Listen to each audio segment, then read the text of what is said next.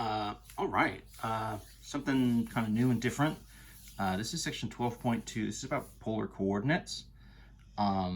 You hopefully remember polar coordinates is something that was sort of covered in pre-calc. I'm going to do kind of a brief overview. There isn't really anything super new in this section that wasn't in pre-calc, but I guess I decided I would sort of just do another rundown to have the kind of complete set of Calc 2 videos here. So polar coordinates are essentially just like an alternate way of writing and kind of identifying points on the plane, right? What we think of as sort of the XY plane. So our kind of standard points, right, XY points would be rectangular or Cartesian coordinates. And a polar coordinate is going to be r theta, which is a radius. So, right, r is your radius, aka, right, sort of a distance from the origin. So a distance out from the center. And then the angle, your theta here, is just going to be our sort of usual thing, just our sort of angle of rotation. And so the idea is you can essentially describe any point that you want to, rather than using sort of XY coordinates. You could also sort of describe it as this radius, this distance from the center, and then a certain amount of rotation, right? I mean, if you go a certain distance out and then you rotate 360 degrees around, you essentially sweep out that whole circle. And if you think of any possible radius, you could sort of take that and essentially just sweep out the whole plane in the same way you would do by moving left, right, up and down, like we would normally with sort of XY points. What you would do, the way that these are connected, the best way to do it is to sort of draw a sketch. So let me kind of draw just a small version. I'm going to have to shift this up a little bit to keep this in frame.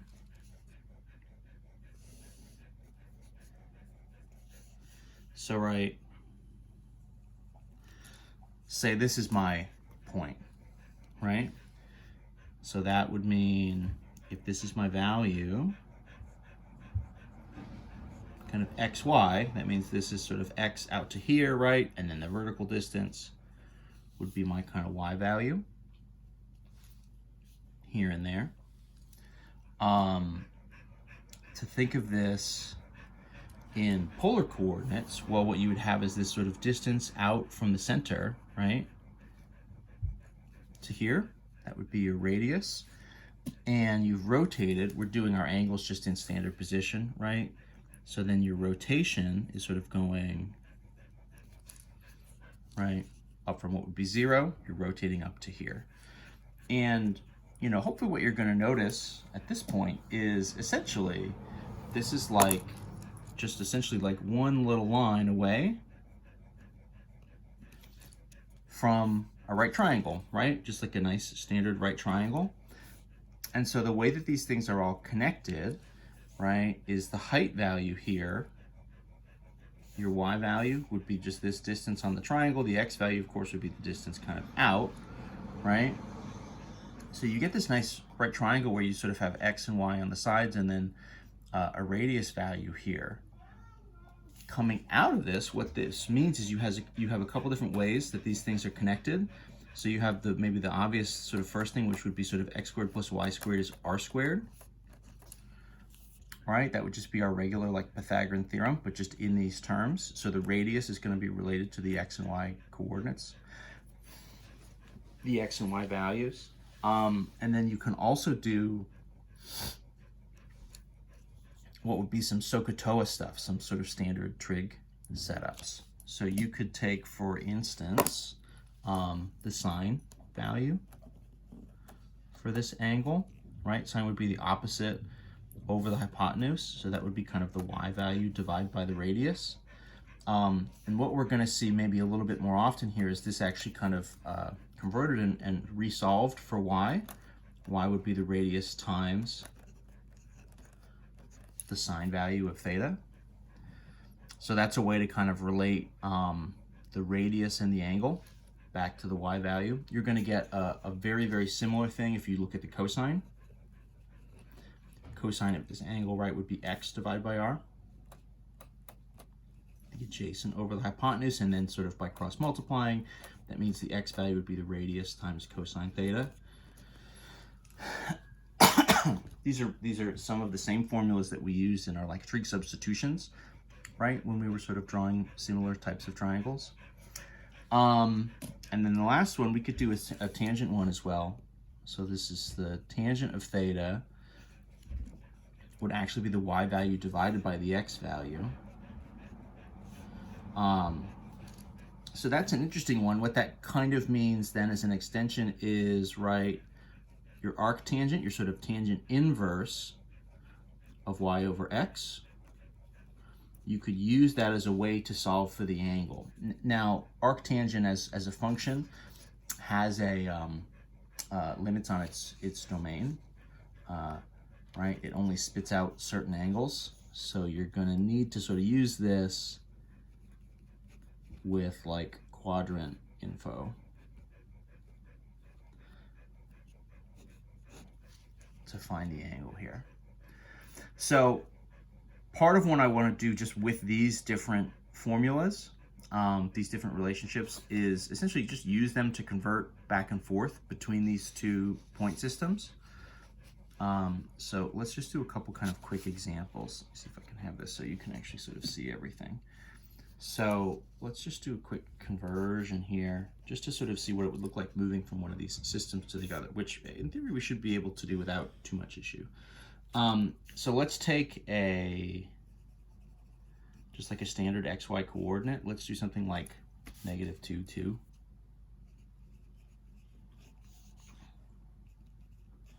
So let's convert that into polar coordinates. So the idea, right, is I know the x and y values, and I'm trying to find the radius and the angle, right? This is x and y. And so what I'm going to use actually is the Pythagorean setup, and I'm going to use the sort of tangent setup slash the like arctan setup. So I know from the Pythagorean theorem that this would be kind of -2 squared plus 2 squared would equal my radius squared. This is, of course, right, just like 4 plus 4. So that's 8 is r squared, which means my radius would be the root of 8. We'll call that simplified, right, would be like 2 root 2.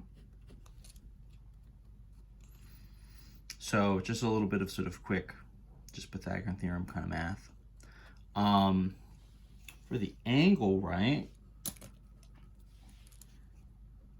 so the tangent of theta should be y over x. So that means the tangent of theta, right, would be kind of -2 over 2, which is -1. So tangent theta equals -1. Where is that one going to happen? This, of course, is unit circle stuff, right? So that happens pi over 4, but in quadrant 2 and quadrant 4, right? The versions of pi over 4 in those two quadrants. Oh, I should sort of say at the beginning, the angle here is essentially almost always going to be a radians angle, right? The theta here is in radians. So make sure you have your unit circle handy as you're sort of working this stuff. So I need angle where this happens.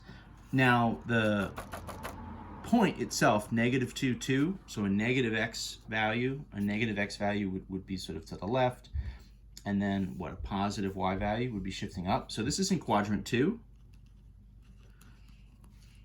So knowing the value and knowing the quadrant is enough to sort of get me a unique angle, right? Otherwise I would say, you know, tangent inverse, right? The tangent of the angle is -1. You know, in theory that could be whatever, a 3 pi over 4, or it could be you know, what would be like a 7 pi over 4. But knowing that I have to be in quadrant 2 means that the angle has to be 3 pi over 4. So then that point, so -2, 2 in polar is going to equal, so my radius, 2 root 2, and then my angle, 3 pi over 4. Oops, there we go, so you can see it there. So just kind of a quick conversion between those two forms. Let's do another. Let's maybe run it the other way instead. How about, let's convert. So let's take a polar point. Let's do something like -2, 3 pi over 2. So let's convert that into rectangular, right, or Cartesian. The book kind of uses both of those to describe typical XY points. So this is a radius and an angle, radius and theta. And my references here, right, what I'm going to use now, instead of the Pythagorean and the like tangent, I'm actually going to use this y equals the radius times sine of the angle, and the x value is radius times the cosine. So that means I can essentially just take the radius and the angle, just like 1, 2, and more or less just sub them in. So x value should be the radius times cosine of theta. So that would be -2 times cosine of 3 pi over 2. Notice here you wouldn't necessarily think of having a negative radius, but that's something that can happen.